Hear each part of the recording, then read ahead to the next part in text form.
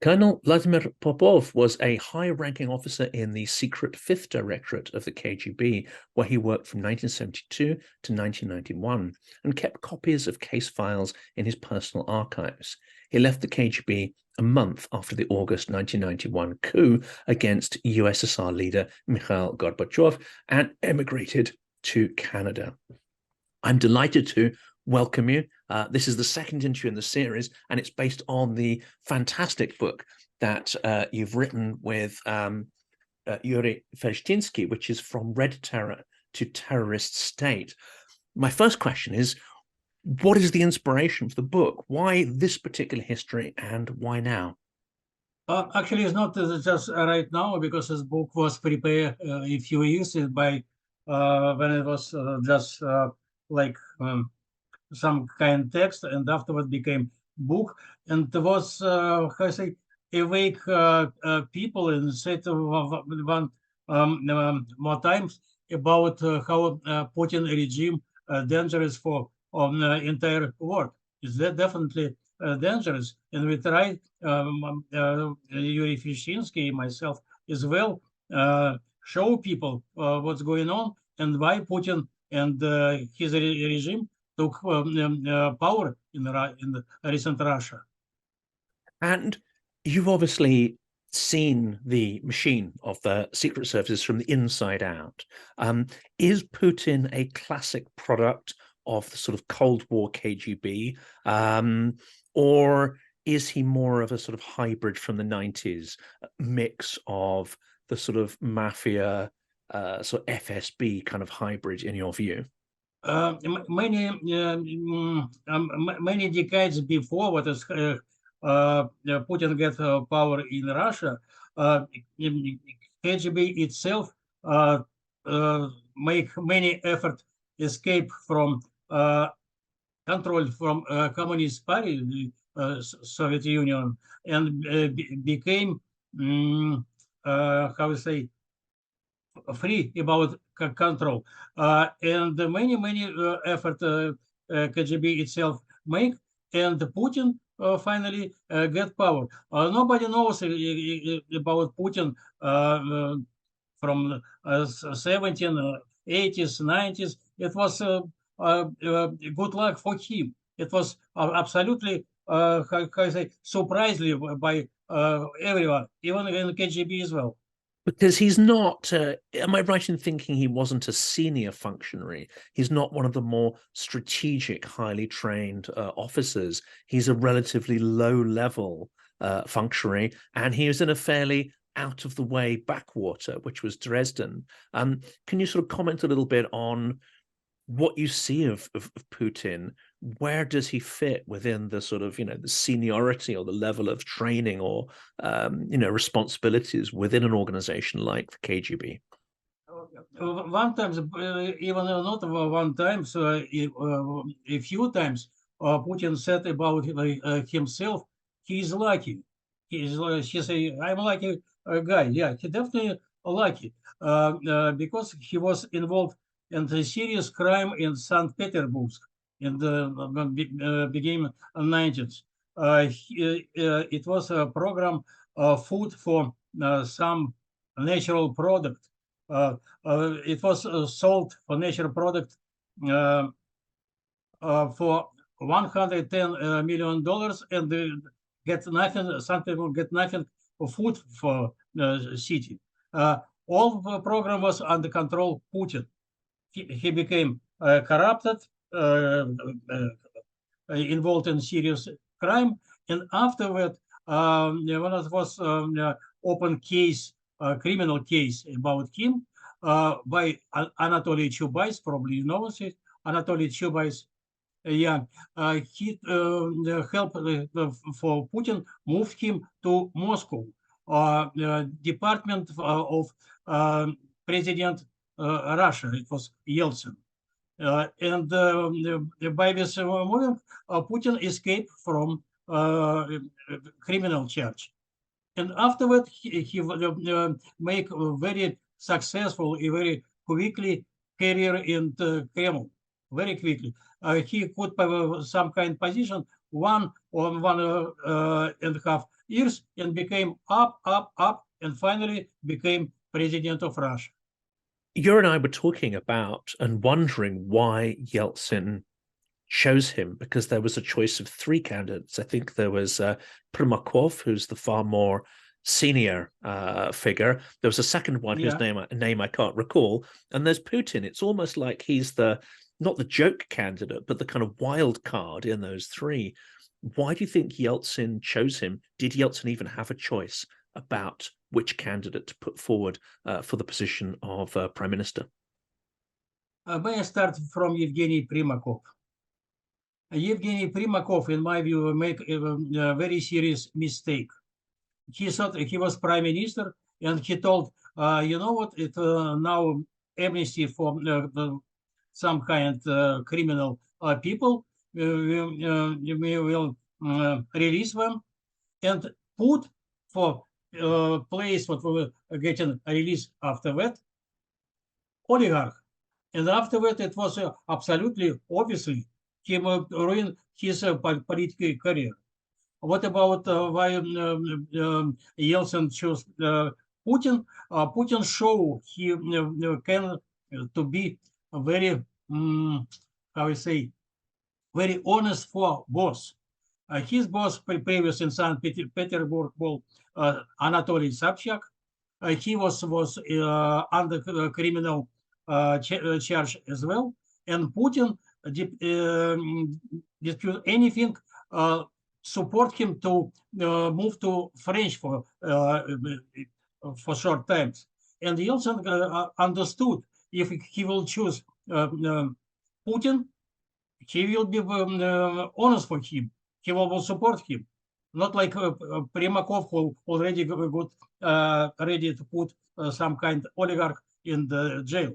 What was Yeltsin make choose for Putin? And of course, Putin did go on to protect the Yeltsin family. I'm sure they were also told, not to get involved anymore in politics, but to an extent, he did protect Yeltsin from prosecution. And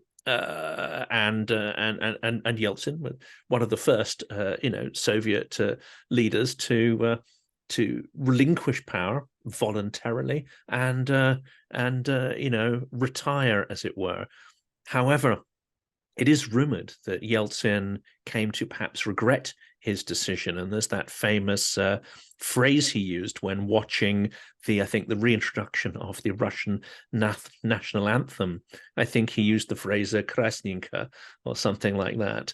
A little sort of reddish, I think, is the English translation. Yeah, that's what you mean. Yeah, how you say? Probably, it's my opinion. First of all, family, it's like family of Yeltsin is not relatives. It's called family.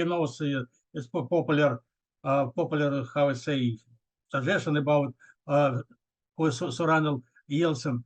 Was involved in serious crime, corruption and crime. And Putin was in this circle as well.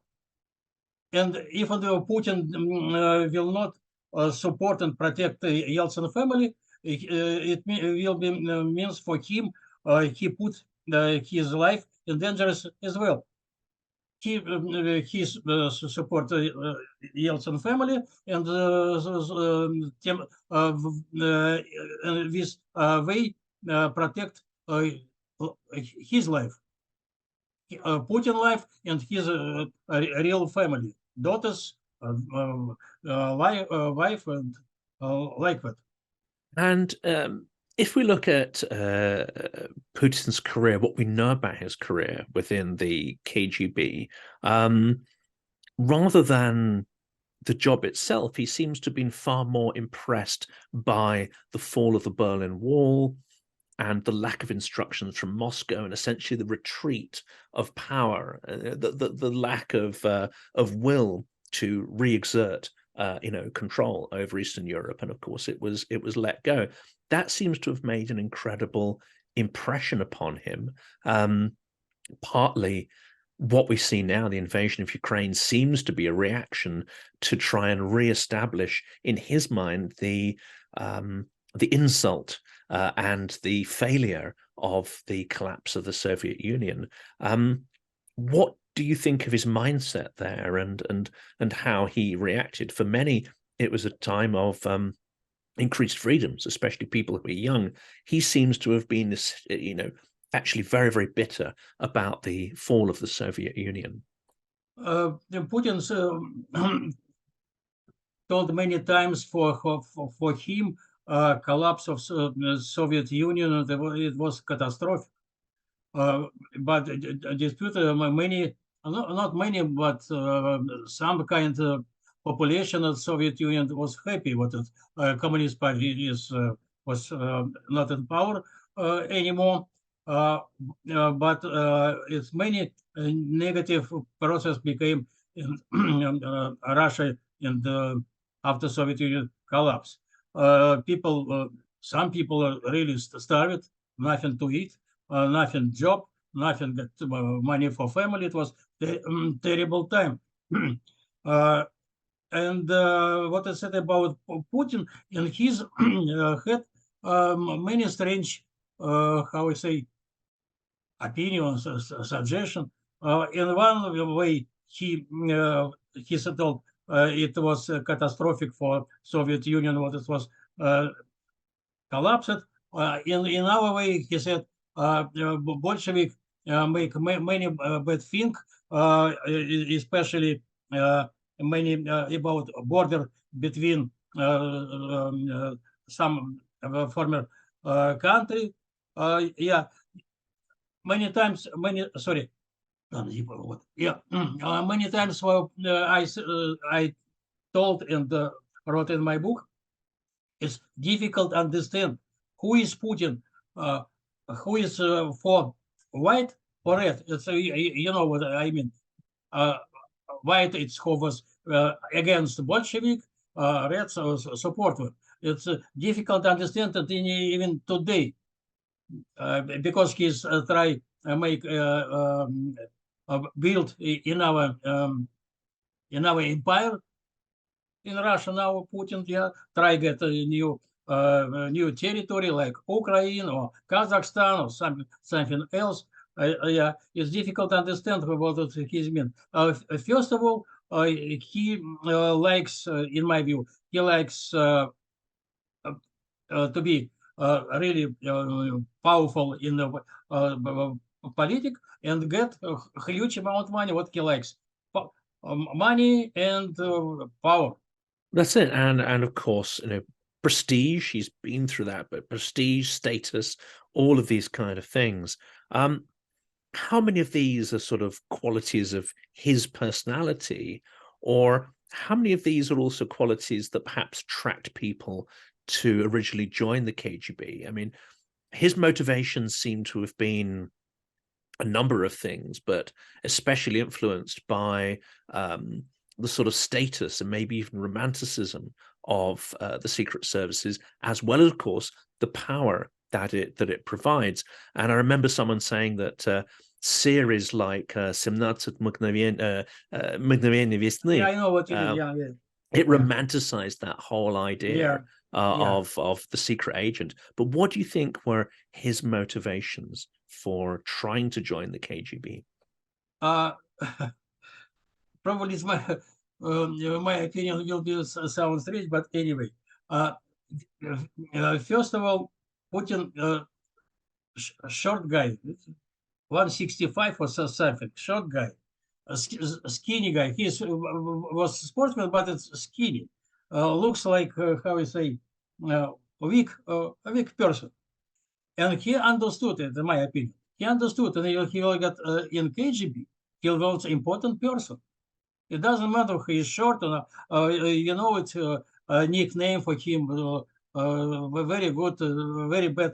How I say, make nickname for me. It's very famous. I think it's well motivation. About 17, I inserted in Russia 17 мгновений весны, what you mentioned, popular film, it was a film made by how you say, permission and exactly permission by Yuri Andropov. Make a good image for KGB, first of all. Yeah.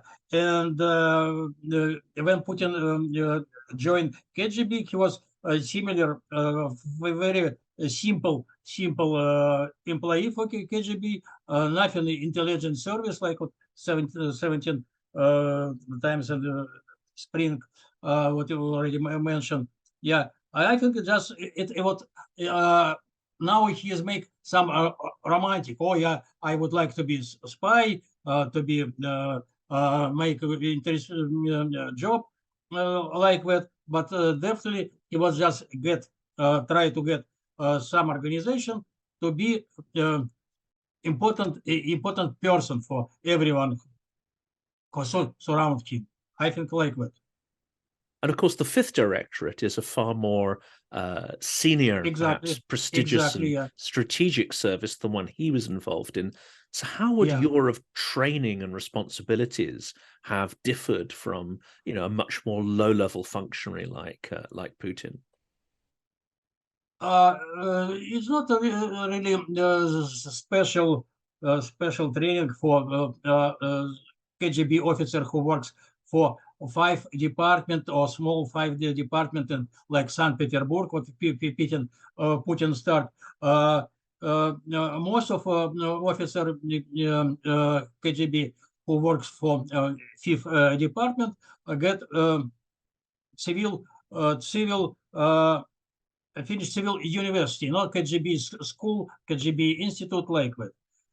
And good, it probably will be sound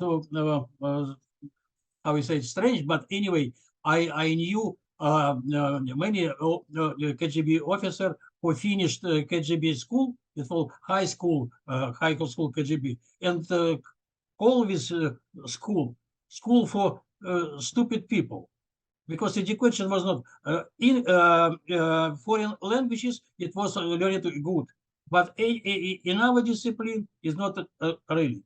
But people who was took for service KGB from civil university, was good educated people, good educated, and 5th department, now it's very famous, make a control of how you say, for people, for writer people, for journalists, writers, society, high society, intelligence society.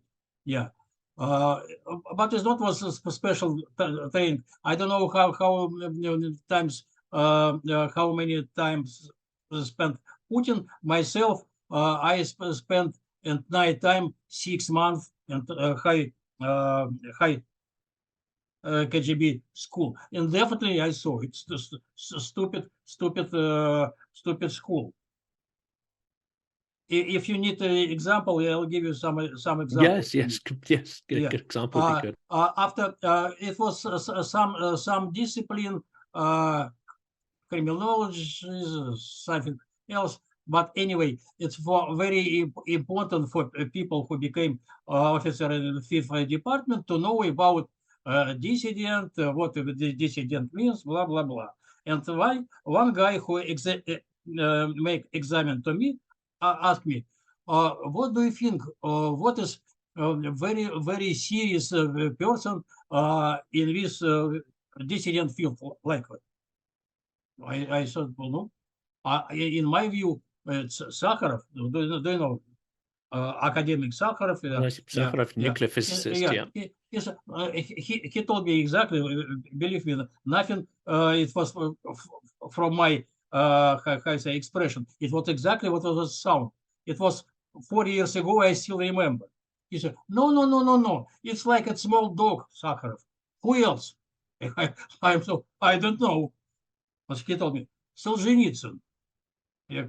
I told me, oh yeah. First of all, because who was a serious person who make I say to to transfer who try transfer KGB communist regime to democratic. What he asked me. Sakharov. No. Who else? Solzhenitsyn. He likes to be Russia against monarch. He is not absolutely what you said. No, you don't understand me. What is KGB's high school? Not the sharpest pencils in the pencil case, yeah. Yeah. If shortly said, nothing specific training for officer for fifth department. It's not like, first of all, for intelligence service or counterintelligence service. It was much more simple for fifth department. And one of the skills that Putin is supposed to have, and it's an effective one, which is to, maybe not recently, but certainly historically, is that if he's with somebody, he's able to convince that person that he's listening to them, that he hears them, that he understands them. He has a certain way of apparently being empathetic, but also very manipulative. There's the story about he found out that Angela Merkel was afraid of dogs. So, of course, he brought a dog to the meeting.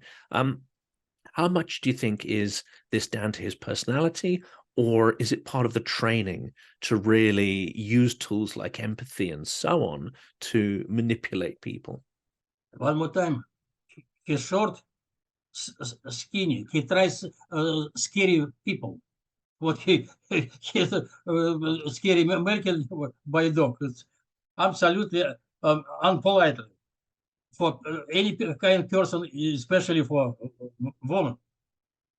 But it was important for him. That's scary. You have to scare me.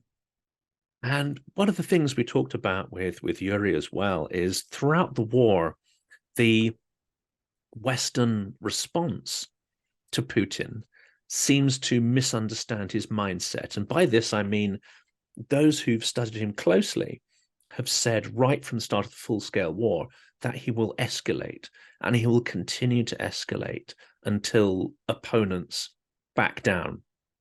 And that perhaps hasn't been listened to, because noises about having negotiations or the sanctions regime, which is not fully enforced, red lines that aren't fully enforced, all these things give him signals that he can carry on escalating without really serious pushback.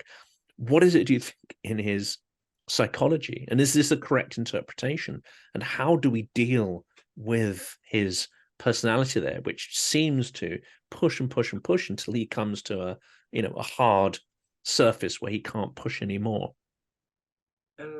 Recent time, I many said the same suggestion. In my view, Putin small Stalin. He make how you say effort like Stalin, scary Western world, get new territory, and to be how you say exactly like dictator, like it. The same probably and probably people around the world now. Just if some kind people in the recent Russia said about about war or even about Putin, right away put in jail, right away for a long time. The same like just not killed like Stalin by many people, just put it in jail. How far do you think that will slide? There's no serious challenge at the moment to his power, but we did have the mutiny by Evgeny Prigozhin. We now have Igor Strelkov, Gerkin, trying to challenge him. Now, that's probably got very little chance of succeeding. But what effect do these challenges have on his mentality and on his state of paranoia? You mean paranoia of Putin? Or Putin, else? yes. I suspect that he's a very paranoid character anyway, but all these challenges are surely going to make this far worse. Yeah, he cannot understand. Many people hate him and would like he pass away very quickly to make his paranoia. Well, like Stalin again, Stalin was completely paranoid. But same. But what said about Evgeny Prigozhin and Girkin Strelkov, it's different people. But anyway, it was involved in the Putin effort. Prigozhin was, how we say, Putin make him like special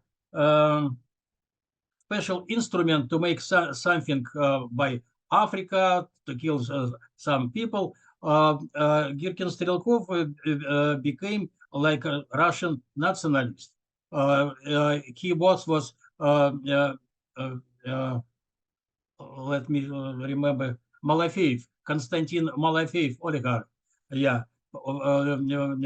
he was like what seriously involved in Russian religion, Orthodox religion, blah blah blah.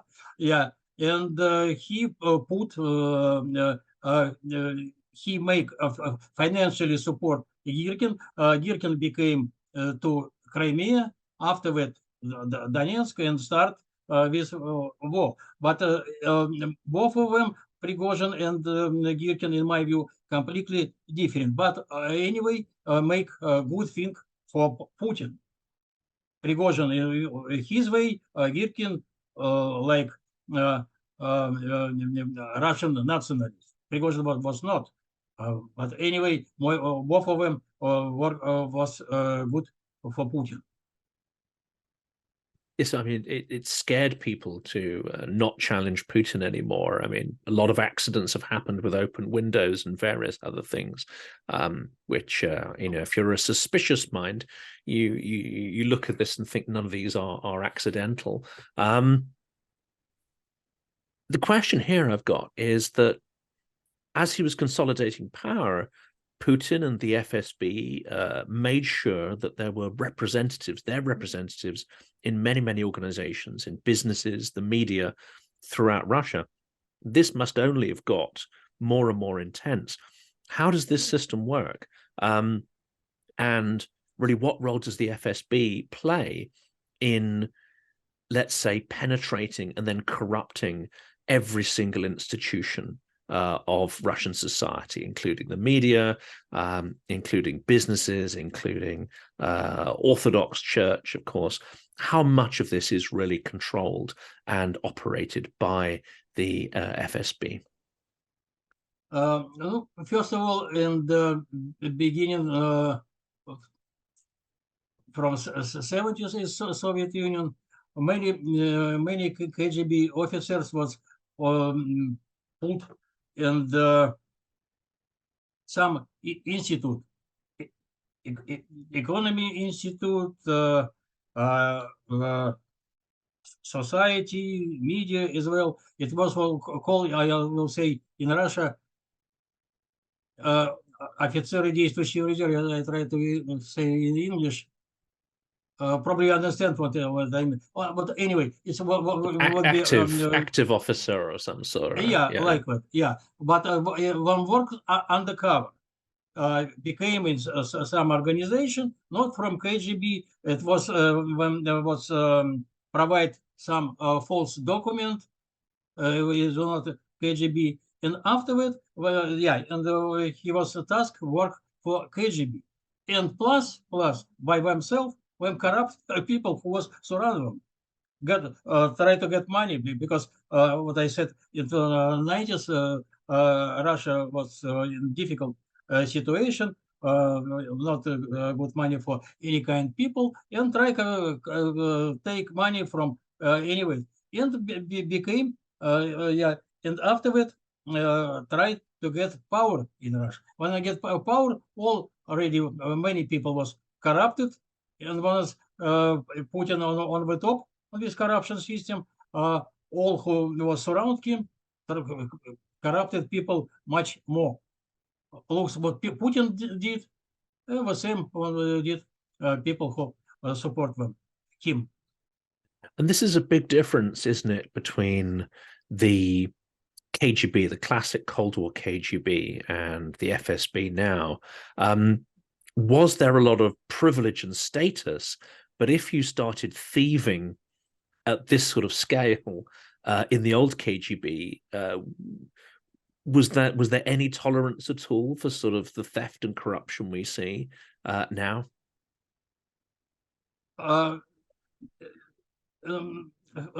If people, I also about my opinion as well. If people already corrupt people, he likes his way, and will be still make corrupt people and steal money from own country, what on did, and afterward put on Western country with money, corrupt Western people as well, even leader with Western country, even in sport organization, the same. It's all lawlessness as a way of operating. Because you've seen, how the KGB functions, and you obviously are a very close observer of the FSB and I assume sort of GRU, SVR. This obviously is a set of organizations which is huge in terms of scale. There's a lot of people who depend on it. So you've been inside and you've seen it, and you've observed the FSB, GRU, SVR operating. They are not, I would say, economically productive. They don't make anything of value, but they do consume a lot of wealth, energy, talent even. How is Russia going to move on and reduce the size and influence of this huge secret state that has developed? First of all, by control, try to make control for, no, not exactly for everyone, but very serious control in the country, control for people who came across board from Western country. It was from Soviet Union history, the same. Nothing new about that, because it Russian traditional, and first of all, for traditional for KGB, FSB service, SFR, intelligence service as well, is make xenophobia. Xenophobia. Russian people doesn't like Western country. How to say, like style for Western country, but not even really what countries, because it's democracy, right of human being, like doesn't like even people who make different sexual orientation. Russian hate. And what is the reason try control by everything comes from Western? That clearly is a challenge. I don't know if you're have read any of the ideas of the Russian opposition in how to reform the state. One of the people who's thinking about this sort of more than many is Mikhail Khodorkovsky. And of course, he spent 10 years in prison as a result of sort of speaking out and challenging power. It seems to me that one of the legacies of the Soviet hierarchy, the Soviet system, is that people do not challenge their superiors. People do not have ideas and try and change the kind of status quo. It's extremely hierarchical, and people who speak out are typically punished rather than rewarded. How does that culture change? How can it change? Which seems to be a necessary process, actually, to start developing, democratic institutions. It's very difficult for opposition in Russia to make really effort to change political regime in Russia. What about Khodorkovsky? Probably you know why Putin pursued him and put him in jail, because it was Putin make corrupted deal with Abramovich, give him for unreasonable amount of money some company who produce oil. And Khodorkovsky, when we meet Putin with another oligarch in the Kremlin, told Putin what is going on, why it's to be possible. And afterward, Putin put him for 10 years in jail, just shut him his mouth. Yeah, and just afterward he was released and moved left Russia. Khodorkovsky can openly to say about his opinion about Putin regime and what in his opinion he have to do. But in Russia, impossible. Many exactly, you know, with name of the I mentioned, Navalny, Karamurza, Vladimir. If you many people who just said something against Putin regime about aggression Russia for Ukraine, go to jail right away. And in this situation, and very difficult for Russian opposition to do something, really think to do against Putin regime. And really the last question, I think, is going to be around how you transition out of this police state. Now, Ukraine has been able to do that. Belarus has not, and Russia clearly has not. What is the difference in Ukraine? How, because they had their own huge kind of KGB architecture, same kind of training. They had the Berkut, which are extremely violent paramilitary police who are partly influenced from Moscow as well. And, you know, they're prepared to shoot people, torture people, do all this kind of stuff. But it failed. How has Ukraine managed to overcome this police state mentality and really develop its democracy, whereas Belarus tried and failed, and in Russia, dare I say it, no real attempt to have lustration or, you know, remove these legacies of the Soviet totalitarian system? First of all, it's by against, in my opinion, in Russian mentality, people who live in Russia. It's it was if you look in the Russian past about 1991 when it was Soviet Union collapsed, it was so surprising for everyone. It was difficult. Nobody under there was. I think it was to be possible when many thousand people go to street, stopped tanks and military people. It was very. Another example, 1917 was a Russian Revolution was became, but most of Russian history, people just keep silence and nothing to do. Just will be waiting what will be happen for us. Probably God comes for us or some good leader, just like that. Even how I say, in rural Russia, people don't care about politicians. Just try survive, just survive a difficult life. Oh, Vladimir, this has been absolutely fascinating. I strongly recommend people read the book. It's extraordinarily interesting. Thank you. We'll put a link into the description there. And yeah, I hope people watch this video and the one by Yuri as well to gain a really deeper understanding of what's going on. But again, thank you so much for spending time and sharing these views with the audience. It was my pleasure to speak to you and for people who will be looks us on YouTube or something else. Probably it will be useful for them.